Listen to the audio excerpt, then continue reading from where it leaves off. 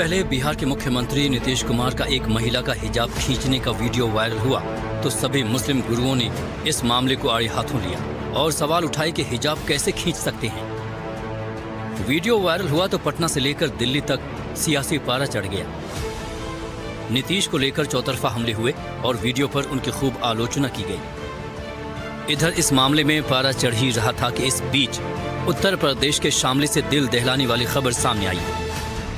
खबर ये कि फारूक नाम का शख्स अपनी पत्नी ताहिरा और 2 मासूम बेटियों के लिए दरिंदा बन बैठा। मर्डर की यह खबर जितनी हैरान करने वाली थी, उसके पीछे की वजह उससे भी ज्यादा हैरान करने वाला था। फारूक ने अपनी पत्नी और 2 बेटियों का कत्ल सिर्फ इसलिए कर दिया क्योंकि उसकी पत्नी और बेटियां सख्त मुस्लिम रीति रिवाजों का पालन करने के खिलाफ थीं और वो बुर्का पहनकर बाहर नहीं निकली थी। इसी बात से नाराज होकर फारूक ने ताहिरा और आफरीन की गोली मारकर हत्या कर दी।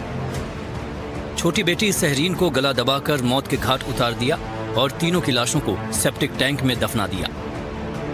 इस हत्या को लेकर सवाल उठे कि हिजाब को लेकर अक्सर विवादित बयान देने वाले मुस्लिम धर्मगुरु इस पर क्या कहेंगे। इस घटना पर सभी मुस्लिम धर्मगुरुओं ने एक सुर में निंदा की। साजिश रशीदी ने कहा कि इस्लाम और धर्म में ऐसा कहीं नहीं लिखा है कि बुर्का न पहनने पर हत्या कर दी जाए।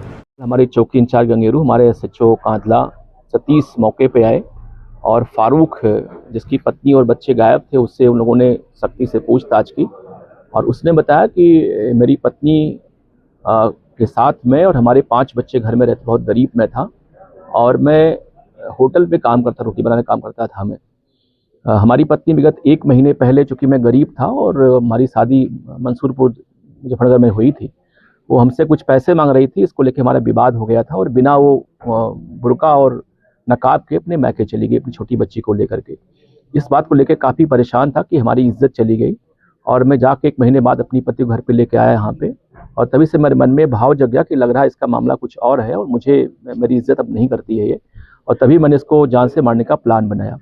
दिनांक 9-10 की रात्रि में लगभग 12 बजे हमारे 5 बच्चे सो रहे थे तो मैंने पत्नी को चाय के बहाने उसको जगाया। जैसे चूल्हे पे आंगन में आई वो और मैं पहले से कट्टा लेके आया था और मैंने उसके पीछे से गोली बजा, उसकी तत्काल मौत हो गई।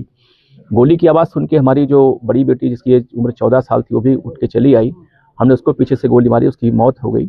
और उस गोली की आवाज़ को सुन के हमारी सबसे छोटी बेटी जिसकी लगभग 6 साल थी वो भी उठ के चली आई।